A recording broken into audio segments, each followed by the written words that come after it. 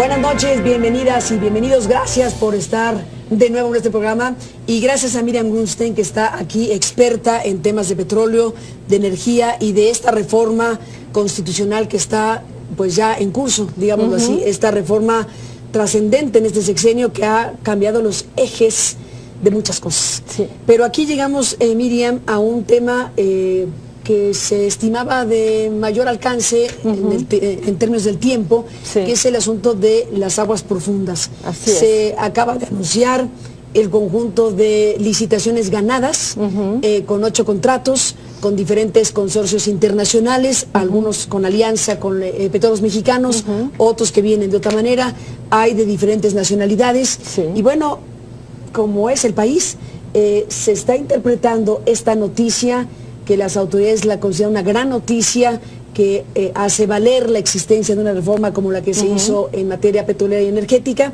y hay quien encuentra esto como un gran drama, o como una sacudida, o un gran éxito, o una sacudida para la identidad y soberanía nacional y otras cosas.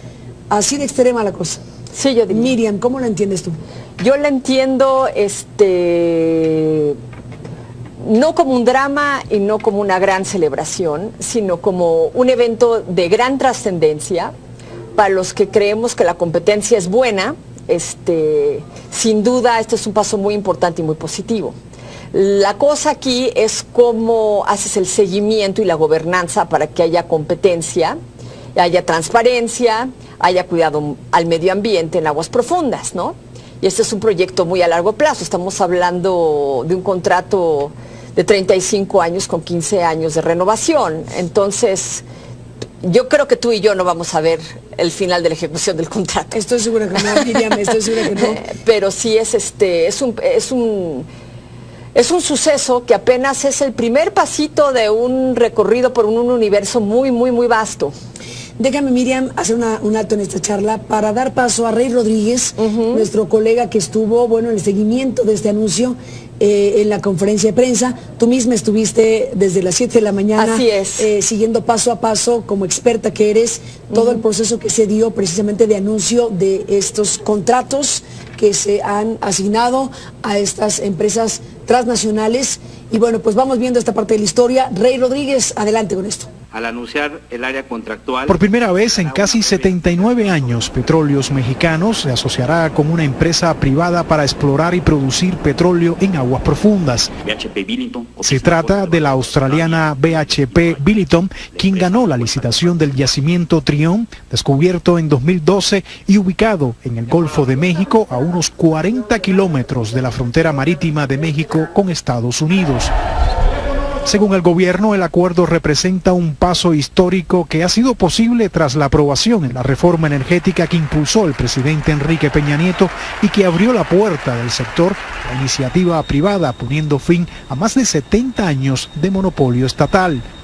Hoy este proyecto es una realidad y va a arrancar, y ahora sí llego a la pregunta, las inversiones van a arrancar casi de manera inmediata, diría yo. Arrancarán el próximo año. El bloque Trión tiene una profundidad de hasta 2.570 metros y es considerado como un campo con gran potencial petrolero. Según los términos, Pemex tendrá una participación del 40% y BHP Billiton un 60%, y ambas explorarán y producirán crudo en el campo Trión. Existe un plan mínimo de inversión que suma cerca de $300 millones, que ocurrirá en los siguientes años. La producción está prevista que arranque en el año 2023. El acuerdo forma parte de la cuarta licitación de la llamada Ronda 1, en los que se ofertaron, además del campo de Trión, 10 contratos de licencia en aguas profundas del Golfo de México para la exploración y extracción de hidrocarburos. Todo esto. La francesa Total fue la que más campos se llevó y solo 2 subastas fueron declaradas desiertas. Este especialista dice que estos contratos podrían significar una bocanada de oxígeno para una empresa que atraviesa por no pocos problemas tras la caída de los precios del petróleo internacional. Es un alivio para el gobierno federal, es una bocanada para Pemex que haya conseguido a alguien que vaya con Fairmount, con Trión. Es una bocanada que le estén confiando a él, pero Pemex necesita muchísimo más que un gran aliento de oxígeno, mucho más que esto. Petróleos Mexicanos ha reconocido que la empresa acumuló pérdidas en el 2015 por el orden de los 30.000 millones de dólares. En febrero de este año, su Consejo de Administración aprobó un ajuste por el equivalente a casi 5.500 millones de dólares a su presupuesto de 2016, solicitado por la Secretaría de Hacienda como parte de un plan de recorte al gasto público para hacer frente al difícil entorno global. Rodríguez, CNN, Ciudad de México.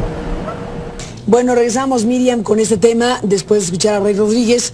Pues en el comunicado de la Secretaría de Energía en México está este boletín que dice que en sesión pública que se transmitió en vivo, que estabas ahí como digo, se realizó la apertura de propuestas y declaración de licitantes ganadores de los contratos para la exploración y extracción de hidrocarburos correspondientes a la cuarta convocatoria de la llamada Ronda 1. Las áreas contractuales licitadas se encuentran en las provincias petroleras Cinturón Plegado Perdido y Cuenca Salina, ambas en las aguas profundas del Golfo de México. Se asignaron, como se ha informado, 8 contratos para la exploración y extracción de hidrocarburos en aguas profundas del Golfo de México. Y bueno, pues una inversión asociada grande de 34.4 mil millones de dólares durante los próximos 35 años. Bueno, tú dices, Miriam, que para alguien como tú, que crees en la competencia, es una buena noticia. Hay una polémica en México desde el momento mismo que se anunció la reforma energética, donde quien piensa que es una buena reforma y quien piensa que esto es una muy mala decisión. Sin tomar partido, tú dices, yo estoy pro la apertura, y esto es una buena noticia, pero me inquieta el seguimiento y la gobernanza. Así es. A ver, regresemos a ese punto. ¿Cuáles son tus inquietudes? ¿Cuáles son mis inquietudes? En primer lugar, que las empresas cumplan con lo prometido y que los volúmenes extraídos sean debidamente medidos y ponderados, ¿no? ¿Piensas que hay riesgo de que no sea así? Pues han sucedido cosas en el mundo donde ha habido medición inadecuada, en donde ha habido fraude fiscal, ¿no? Hay varios casos. El caso de Alaska, no recuerdo bien de qué empresa fue, pero sí reportaron volúmenes menores a los extraídos y le costó al Estado varios millones de dólares en impuestos, ¿no? O sea, la empresa o el corporativo que sacó el petróleo no le reportó completo al Estado. Exactamente, entonces la medición es fundamental, ¿no? Entonces hay asesores que dicen que las empresas, por cuestiones reputacionales, por cuestiones de sus accionistas, para evitar escándalos, suelen no alterar los medidores. Yo creo que eso está bien, pero tampoco podemos descansar en una fe de la buena, en la buena conciencia de las empresas y tener una buena práctica de medición de barriles, ¿no? Y el Estado debe estar vigilante. Exactamente. ¿Qué tipo de mecanismos debe haber, según la experiencia internacional, para que no ocurra lo que acabas de decir? Buenas auditorías de medición. Debemos de tener un buen equipo de auditores de medición de extracción de hidrocarburos, ¿no? Que lo tendría que contratar la CNH, pero para eso necesitamos mucho fortalecimiento institucional. Yo me preocuparía muchísimo por fortalecer a los reguladores. A la CNH para ver el cumplimiento de las obligaciones de extracción, el cumplimiento de los programas de inversiones, y también a la CEA, ¿no? que permanece muy chiquita y hay cuestiones de seguridad industrial y de protección del medio ambiente en aguas profundas que son muy dignas de ser consideradas, ¿no? Bueno, déjame hacer una pausa, Miriam, y regresamos en esta conversación. Pones foco en el tema de las mediciones, la supervisión, el monitoreo de la extracción del hidrocarburo para nuestro país y que no vaya a suceder lo que dices, y el tema del medio ambiente, entre otras cosas. Después de la pausa, regresamos también con tu opinión sobre el tipo de contrato o contratos que son los que finalmente van a regular esta relación entre transnacionales y Estado mexicano. Volvemos a tener.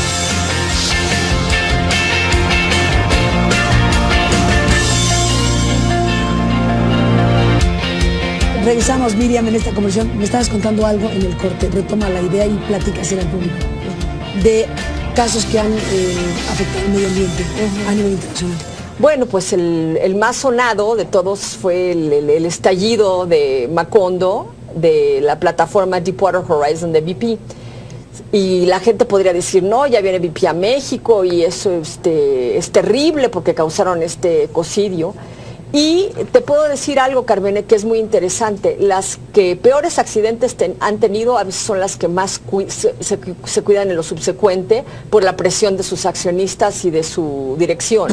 Por ejemplo, después del accidente de Prince William Sound, de ExxonMobil, donde hubo un derrame terrible por la colisión entre un barco petrolero y me parece que un arrecife o un glaciar, porque el capitán del barco parecía que estaba ebrio y causó un daño ambiental tremendo. Exxon hoy día es una de las empresas con mayores y mejores prácticas de seguridad industrial. Entonces, BP, después de ser identificada como no la mala del cuentas, sino la funesta ecocida, va a tener muchísimo cuidado de que esto no le vuelva a suceder. Porque si le sucede, otra vez, ojo, estamos muy cerca de la frontera de México y de Estados Unidos, ¿me explicó? Sería un golpe tremendo para la empresa volver a cometer un error de esta índole. Bueno, eso es parte de lo que de lo que pones en el radar de la atención, el tema de la supervisión por la medición de la extracción, el tema del medio ambiente y repercusiones de esta naturaleza. Yo te dejaba también la pregunta sobre el tema del tipo de contratos y qué tipo de elementos quedan a la mesa para saber en qué condiciones queda México respecto a las transnacionales en este paso que se da, porque aquí, para subrayar el dato que igualmente la autoridad subraya, que es 11 empresas internacionales operarán por primera vez en México. Así es. Y bueno, pues estamos dando este paso inmenso. Después de tantas décadas de una lógica nacional absolutamente distinta. Este es bueno, ya ha habido otras licitaciones, pero este es el primer gran paso de gigante, ¿no? Sí, este es un gran paso de gigante. Mira, en el contrato te puedo decir que mis predicciones fueron pésimas, porque a mí no me gustaba el contrato, no me gustaba nada. Por razones de A ti como especialista, como si fuera con la mirada de especialista, con la mirada de inversionista o con la mirada de México. Con la mirada de México y como la mirada de inversionista. No me gustaba para ninguno de los dos. ¿Por qué? Porque imponía una carga regulatoria. ¿Impone? ¿Por qué? Porque impone, digo, está ahí, son obligaciones jurídicas que se despliegan de las cláusulas, ¿no? Entonces yo decía, no van a poder cumplir. Por ejemplo, ¿qué cosas? Bueno, la obtención de información sobre planes de desarrollo, planes de trabajo, medición, inversiones, hay mucha reportería que está a cargo de la empresa que debe de revisar la CNH y también la CEA, ¿no?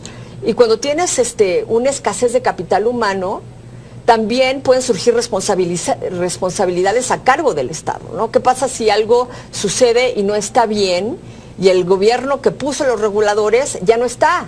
O sea, los reguladores van a estar aquí después de 2018, pero no sabemos qué presidente y qué secretario de Energía vamos a tener, ¿no? Entonces, cualquier metidita a pata por los reguladores de un presidente que no quiera a estas comisiones podrían meter en aprietos a los reguladores y causarles responsabilidades graves a ellos y no únicamente. También un desfasamiento del modelo, ¿no? Un derrumbe del modelo. Entonces, yo no lo hubiera sobreregulado, yo hubiera sido más mesurada en mi regulación del contrato. Pero digamos, a ver, ¿te parece que está sobreregulado por parte del Estado mexicano el tipo de inversión que se está iniciando? No la inversión, las inversiones, ese es exactamente el caso contrario. A ver, entonces, ¿qué está sobreregulado? Las obligaciones de reportar el avance de los trabajos en el curso del contrato. Van a tener que administrar muchísimos contratos. Aquí estamos hablando de 8. Ya tenemos, creo que 15 de terrestres y por lo menos, creo que 7 en aguas someras, ¿no? Entonces nos estamos llenando de contratos y nos vamos a llenar más. Entonces, si no hay un fortalecimiento institucional adecuado, esto podría ser un caos. Entonces, una llamada de atención muy fuerte a las autoridades, especialmente a las hacendarias, para que inviertan en la regulación. O sea, no es suficiente que vengan los inversionistas a sacar el petróleo. Nosotros tenemos que construir gobernanza y eso cuesta trabajo y cuesta dinero. El tema de las inversiones per se, se ha mostrado, se ha planteado esto como una cosa monumental. Sí. Efectivamente, lo que se está dando a cambio de estas inversiones es correcto, es un, entre comillas, precio apropiado. Después de la pausa, ¿te parece bien? Vamos a... Claro.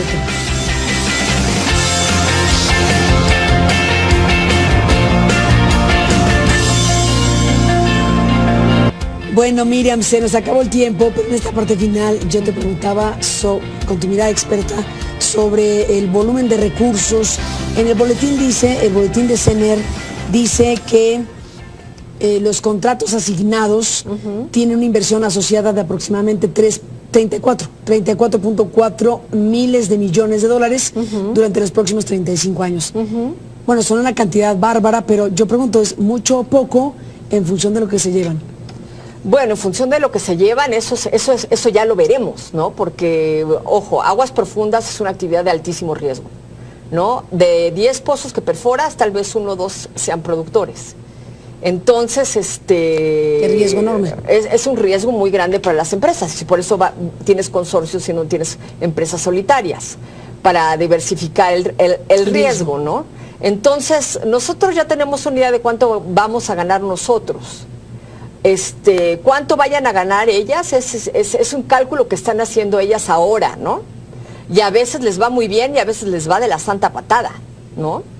Por ejemplo, Shell ha tenido muchos problemas últimamente por proyectos que no han progresado. Se metió a subsalinos en Brasil y no fue buena idea, y se metió al Ártico y fue peor idea, ¿no? Entonces no siempre les va bien. ¿Pero cuando les va bien? Cuando les va bien, les va muy bien. O sea, por ejemplo, qué sé yo, como decía Rockefeller, ¿no? El primer negocio más lucrativo del mundo es la industria petrolera bien llevada, y el segundo más lucrativo es la industria petrolera mal llevada, ¿no? Estamos hablando de utilidades multimillonarias, muchísimo mayores a los 34.4 mil millones de dólares que va a recibir el gobierno. Precisamente por eso se toman el riesgo, porque el riesgo está equilibrado con la ganancia, ¿no? Es grande mi riesgo y será grande mi ganancia. A ver, hablemos de riesgo. ¿Hay aquí riesgo compartido con el Estado mexicano? ¿Hay aquí No, para nada. Okay. O sea, la empresa llega, instala su infraestructura. Si le va bien, le va bien. Si le va bien, si no... ¿Y qué le toca al Estado mexicano si le va bien? La regalía ofertada. ¿Qué es? ¿Cuánto? ¿Qué es ¿Qué porcentaje? Bueno, los porcentajes, ahí sí hubo una cosa muy llamativa. Por ejemplo, para un campo, Hacienda estaba pidiendo 1.9% de regalía adicional. Sierra y Carigali ofrecieron 26.7, me parece, de regalía adicional.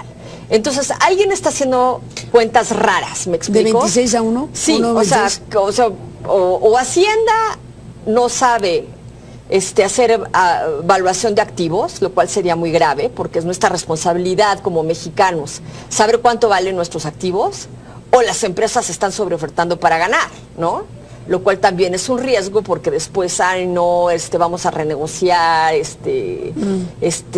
cayó el precio, tengo problemas económicos. Entonces, no me gusta el cisma entre la regalía requerida por Hacienda y algunas ofertas que me parecieron muy disparadas. Por ejemplo, las de Sierra y Carigali me parecieron exageradas, la de los chinos, pero los chinos se entiende porque tienen una liquidez gigantesca, ¿no?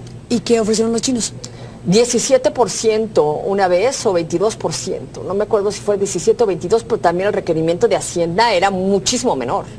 Estamos hablando de tal vez 3%, 4%. Lamentablemente no me pude aprender toda la información, porque sí fueron 10 contratos y muchas empresas, pero sí el cisma era demasiado grande.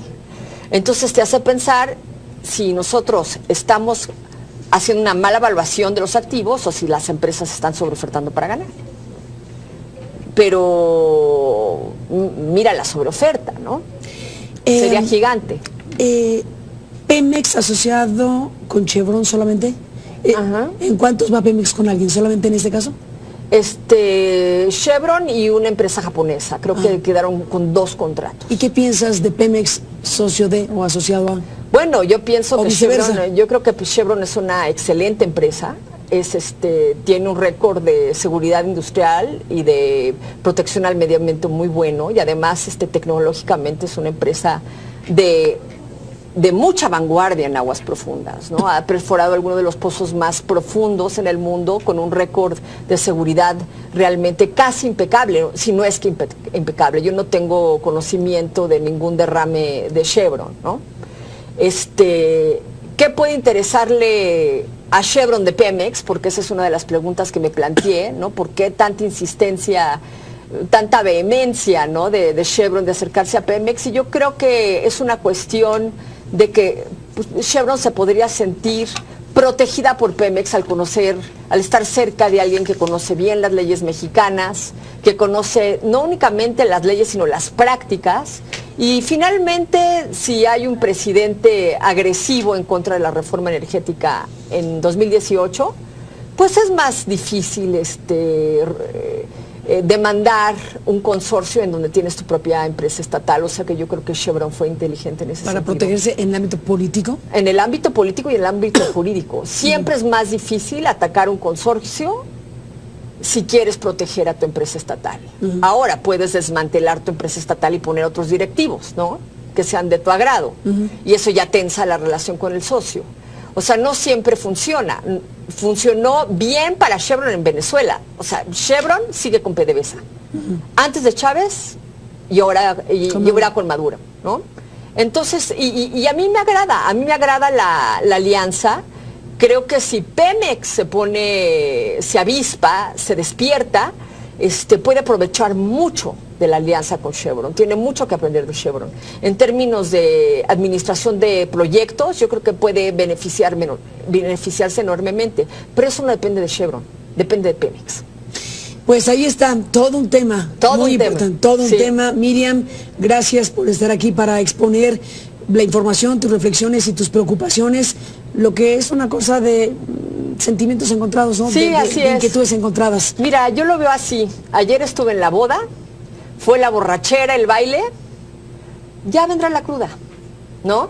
Siempre hay problemitas. Entonces hay que mantenernos sensatos.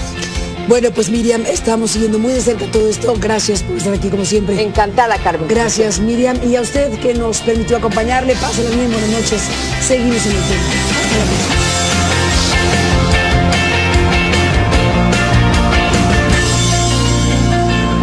Fraude fiscal, ¿no? Hay varios casos. El caso de Alaska, no recuerdo bien de qué empresa fue, pero sí reportaron volúmenes menores a los extraídos y le costó al Estado varios millones de dólares en impuestos, ¿no? O sea, la empresa o el corporativo que sacó el petróleo no le reportó completo al Estado. Exactamente, entonces la medición es fundamental, ¿no? Entonces hay asesores que dicen que las empresas, por cuestiones reputacionales, por cuestiones de sus accionistas, para evitar escándalos, suelen no alterar los medidores. Yo creo que eso está bien, pero tampoco podemos descansar en una fe en la buena conciencia de las empresas y tener una buena práctica de medición de barriles, ¿no? Y el Estado debe estar vigilante. Exactamente. ¿Qué tipo de mecanismos debe haber, según la experiencia internacional, para que no ocurra lo que acabas de decir? Buenas auditorías de medición. Debemos de tener un buen equipo de auditores de medición de extracción de hidrocarburos, ¿no? Que lo tendría que contratar la CNH, pero para eso necesitamos mucho fortalecimiento institucional. Yo me preocuparía muchísimo por fortalecer a los reguladores. A la CNH para ver el cumplimiento de las obligaciones de extracción, el cumplimiento de los programas de inversiones, y también a la CEA, ¿no? que permanece muy chiquita y hay cuestiones de seguridad industrial y de protección del medio ambiente en aguas profundas que son muy dignas de ser consideradas, ¿no? Bueno, déjame hacer una pausa, Miriam, y regresamos en esta conversación. Pones foco en el tema de las mediciones, la supervisión, el monitoreo de la extracción del hidrocarburo para nuestro país y que no vaya a suceder lo que dices, y el tema del medio ambiente, entre otras cosas. Después de la pausa, regresamos también con tu opinión sobre el tipo de contrato o contratos que son los que finalmente van a regular esta relación entre transnacionales y Estado mexicano. Volvemos a tener pausa.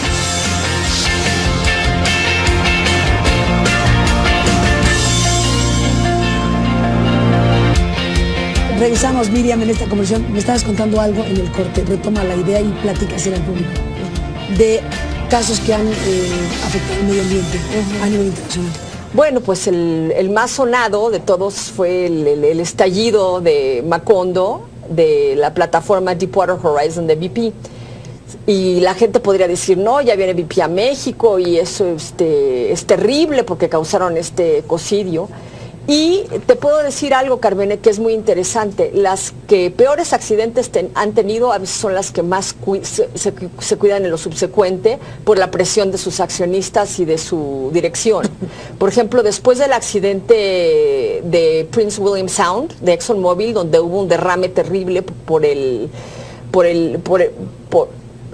la colisión entre un barco petrolero y me parece que un arrecife o un glaciar, porque el capitán del barco parecía que estaba ebrio y causó un daño ambiental tremendo.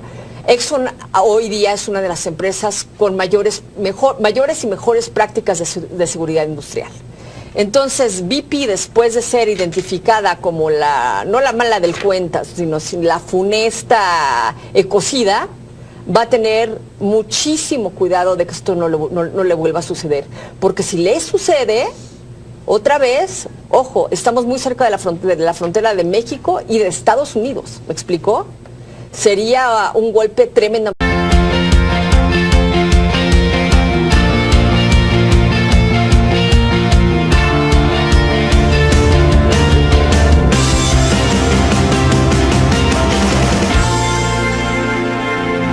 Buenas noches, bienvenidas y bienvenidos. Gracias por estar de nuevo en este programa y gracias a Miriam Grunstein, que está aquí, experta en temas de petróleo, de energía y de esta reforma constitucional que está pues ya en curso, digámoslo así, esta reforma trascendente en este sexenio que ha cambiado los ejes de muchas cosas. Sí. Pero aquí llegamos, Miriam, a un tema que se estimaba de mayor alcance en términos del tiempo, que es el asunto de las aguas profundas. Así se acaba de anunciar el conjunto de licitaciones ganadas, con 8 contratos, con diferentes consorcios internacionales, algunos con alianza con petróleos mexicanos, otros que vienen de otra manera, hay de diferentes nacionalidades.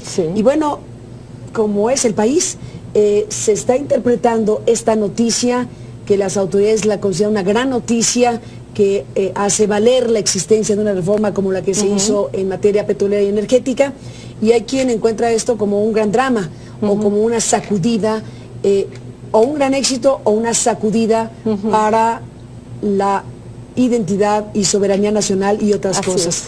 Así de extrema la cosa. Sí, yo diría. Miriam, ¿cómo la entiendes tú? Yo la entiendo, no como un drama y no como una gran celebración, sino como un evento de gran trascendencia para los que creemos que la competencia es buena. Sin duda, este es un paso muy importante y muy positivo. La cosa aquí es cómo haces el seguimiento y la gobernanza para que haya competencia, haya transparencia, haya cuidado al medio ambiente en aguas profundas, ¿no? Y este es un proyecto muy a largo plazo. Estamos hablando de un contrato de 35 años con 15 años de renovación. Entonces, yo creo que tú y yo no vamos a ver el final de la ejecución del contrato. Estoy segura que no, Miriam, estoy segura que no. Pero sí es un suceso que apenas es el primer pasito de un recorrido por un universo muy, muy, muy vasto. Déjame, Miriam, hacer un alto en esta charla para dar paso a Rey Rodríguez, nuestro colega que estuvo, en el seguimiento de este anuncio en la conferencia de prensa. Tú misma estuviste desde las 7 de la mañana. Así es. Siguiendo paso a paso, como experta que eres, todo el proceso que se dio precisamente de anuncio de estos contratos que se han asignado a estas empresas transnacionales. Y bueno, pues vamos viendo esta parte de la historia. Rey Rodríguez, adelante con esto. Al anunciar el área contractual... Por primera vez en casi 79 años, Petróleos Mexicanos se asociará con una empresa privada para explorar y producir petróleo en aguas profundas.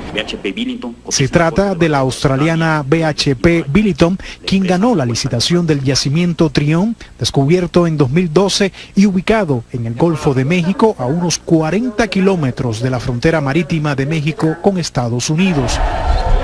Según el gobierno, el acuerdo representa un paso histórico que ha sido posible tras la aprobación en la reforma energética que impulsó el presidente Enrique Peña Nieto y que abrió la puerta del sector a la iniciativa privada, poniendo fin a más de 70 años de monopolio estatal. Hoy este proyecto es una realidad y va a arrancar, y ahora sí llego a la pregunta, las inversiones van a arrancar casi de manera inmediata, diría yo. Arrancarán el próximo año. Tremendo para la empresa volver a cometer un error de esta índole. Bueno, eso es parte de lo que de lo que pones en el radar de la atención, el tema de la supervisión por la medición de la extracción, el tema del medio ambiente y repercusiones de esta naturaleza. Yo te dejaba también la pregunta sobre el tema del tipo de contratos y qué tipo de elementos quedan a la mesa para saber en qué condiciones queda México respecto a las transnacionales en este paso que se da, porque aquí, para subrayar el dato que igualmente la autoridad subraya, que es 11 empresas internacionales operarán por primera vez en México. Así es. Y bueno, pues estamos dando este paso inmenso, después de tantas décadas de una lógica nacional absolutamente distinta. Este es bueno, ya ha habido otras licitaciones, pero este es el primer gran paso de gigante, ¿no? Sí, este es un gran paso de gigante. Mira, en el contrato te puedo decir que mis predicciones fueron pésimas, porque a mí no me gustaba el contrato, no me gustaba nada. Por razones de A ti como especialista, como si fuera con la mirada de especialista, con la mirada de inversionista o con la mirada de México. Con la mirada de México y como la mirada de inversionista. No me gustaba para ninguno de los dos. ¿Por qué? Porque imponía una carga regulatoria. ¿Impone? ¿Por qué? Porque impone, digo, está ahí, son obligaciones jurídicas que se despliegan de las cláusulas, ¿no? Entonces yo decía, no van a poder cumplir. Por ejemplo, ¿qué cosas? Bueno, la obtención de información sobre planes de desarrollo, planes de trabajo, medición, inversiones, hay mucha reportería que está a cargo de la empresa que debe de revisar la CNH y también la CEA, ¿no? Y cuando tienes una escasez de capital humano, también pueden surgir responsabilidades a cargo del Estado, ¿no? ¿Qué pasa si algo sucede y no está bien y el gobierno que puso los reguladores ya no está? O sea, los reguladores van a estar aquí después de 2018, pero no sabemos qué presidente y qué secretario de Energía vamos a tener, ¿no? Entonces, cualquier metidita a pata por los reguladores de un presidente que no quiera a estas comisiones podrían meter en aprietos a los reguladores y causarles responsabilidades graves a ellos y no únicamente. También un desfasamiento del modelo, ¿no? Un derrumbe del modelo. Entonces, yo no lo hubiera sobreregulado, yo hubiera sido más mesurada en mi regulación del contrato. Pero digamos, a ver, ¿te parece que está sobreregulado por parte del Estado mexicano el tipo de inversión que se está anunciando? No la inversión, las inversiones, ese es exactamente el caso contrario. A ver, entonces, ¿qué está sobreregulado? Las obligaciones de reportar el avance de los trabajos en el curso del contrato. Van a tener que administrar muchísimos contratos. Aquí estamos hablando de 8. Ya tenemos creo que 15 de terrestres y por lo menos creo que 7 en aguas someras, ¿no? Entonces nos estamos llenando de contratos y nos vamos a llenar más. Entonces si no hay un fortalecimiento institucional adecuado, esto podría ser un caos. Entonces una llamada de atención muy fuerte a las autoridades, especialmente a las hacendarias, para que inviertan en la regulación. O sea, no es suficiente que vengan los inversionistas a sacar el petróleo. Nosotros tenemos que construir gobernanza y eso cuesta trabajo y cuesta dinero. El tema de las inversiones per se, se ha mostrado... El bloque Trión tiene una profundidad de hasta 2.570 metros y es considerado como un campo con gran potencial petrolero. Según los términos, Pemex tendrá una participación del 40% y BHP Billiton un 60%, y ambas explorarán y producirán crudo en el campo Trión. Existe un plan mínimo de inversión que suma cerca de 300 millones de dólares, que ocurrirá en los siguientes años. La producción está prevista que arranque en el año 2023. El acuerdo forma parte de la cuarta licitación de la llamada Ronda 1, en los que se ofertaron, además del campo de Trión, 10 contratos de licencia en aguas profundas del Golfo de México para la exploración y extracción de hidrocarburos. Todo esto. La francesa Total fue la que más campos se llevó y solo 2 subastas fueron declaradas desiertas. Este especialista dice que estos contratos podrían significar una bocanada de oxígeno para una empresa que atraviesa por no pocos problemas tras la caída de los precios del petróleo internacional. Es un alivio para el gobierno federal, es una bocanada para Pemex que haya conseguido a alguien que vaya con Fairmount, con Trión. Es una bocanada que le estén confiando a él, pero Pemex necesita muchísimo más que un gran aliento de oxígeno, mucho más que esto. Petróleos Mexicanos ha reconocido que la empresa acumuló pérdidas en el 2015 por el orden de los 30.000 millones de dólares. En febrero de este año, su consejo de administración aprobó un ajuste por el equivalente a casi 5.500 millones de dólares a su presupuesto de 2016, solicitado por la Secretaría de Hacienda como parte de un plan de recorte al gasto público para hacer frente al difícil entorno global. Rodríguez, CNN, Ciudad de México. Bueno, regresamos, Miriam, con este tema después de escuchar a Rey Rodríguez. Pues en el comunicado de la Secretaría de Energía en México está este boletín que dice que en sesión pública que se transmitió en vivo, que estabas ahí como digo, se realizó la apertura de propuestas y declaración de licitantes ganadores de los contratos para la exploración y extracción de hidrocarburos correspondientes a la cuarta convocatoria de la llamada Ronda 1. Las áreas contractuales licitadas se encuentran en las provincias petroleras Cinturón Plegado Perdido y Cuenca Salina, ambas en las aguas profundas del Golfo de México. Se asignaron, como se ha informado, 8 contratos para la exploración y extracción de hidrocarburos en aguas profundas del Golfo de México. Y bueno, pues una inversión asociada grande de 34.4 mil millones de dólares durante los próximos 35 años. Bueno, tú dices, Miriam, que para alguien como tú, que crees en la competencia, es una buena noticia. Hay una polémica en México desde el momento mismo que se anunció la reforma energética, donde quien piensa que es una buena reforma y quien piensa que esto es una muy mala decisión. Sin tomar partido, tú dices, yo estoy pro la apertura, y esto es una buena noticia, pero me inquieta el seguimiento y la gobernanza. Así es. A ver, regresemos a ese punto. ¿Cuáles son tus inquietudes? ¿Cuáles son mis inquietudes? En primer lugar, que las empresas cumplan con lo prometido y que los volúmenes extraídos sean debidamente medidos y ponderados, ¿no? ¿Piensas que hay riesgo de que no es así? Pues han sucedido cosas en el mundo donde ha habido medición inadecuada, en donde ha habido...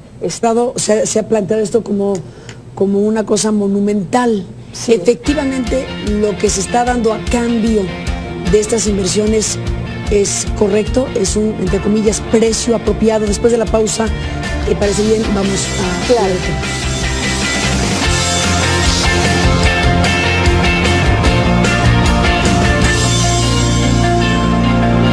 Bueno, Miriam, se nos acabó el tiempo, pero en esta parte final yo te preguntaba, con tu mirada experta, sobre el volumen de recursos.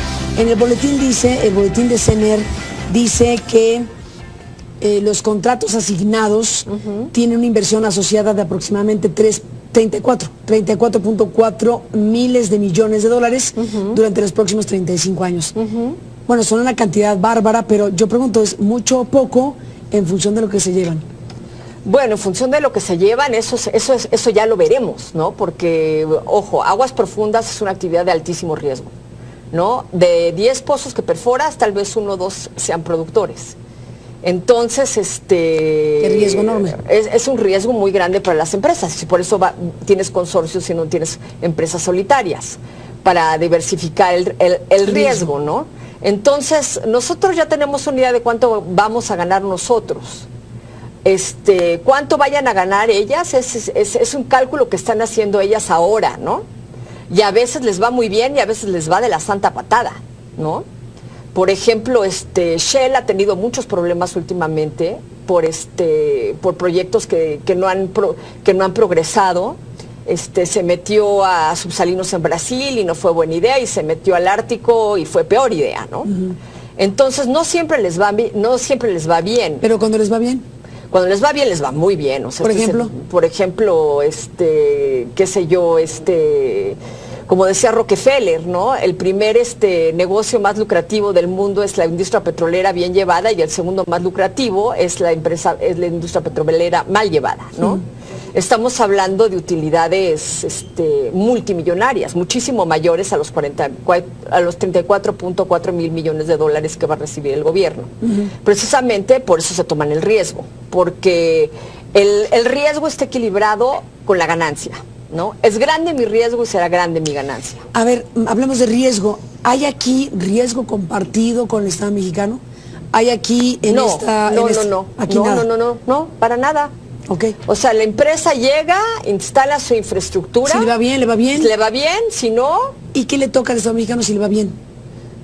La regalía ofertada. ¿Qué es? ¿Cuánto? ¿Qué es ¿Qué porcentaje? Bueno, los porcentajes, ahí sí hubo una cosa muy llamativa. Por ejemplo, para un campo, Hacienda estaba pidiendo 1.9% de regalía adicional. Sierra y Carigali ofrecieron 26.7, me parece, de regalía adicional. Entonces, alguien está haciendo cuentas raras, ¿me explico? ¿De 26 a 1? Sí, o Hacienda no sabe hacer evaluación de activos, lo cual sería muy grave, porque es nuestra responsabilidad como mexicanos saber cuánto valen nuestros activos, o las empresas están sobreofertando para ganar, ¿no? Lo cual también es un riesgo, porque después, vamos a renegociar,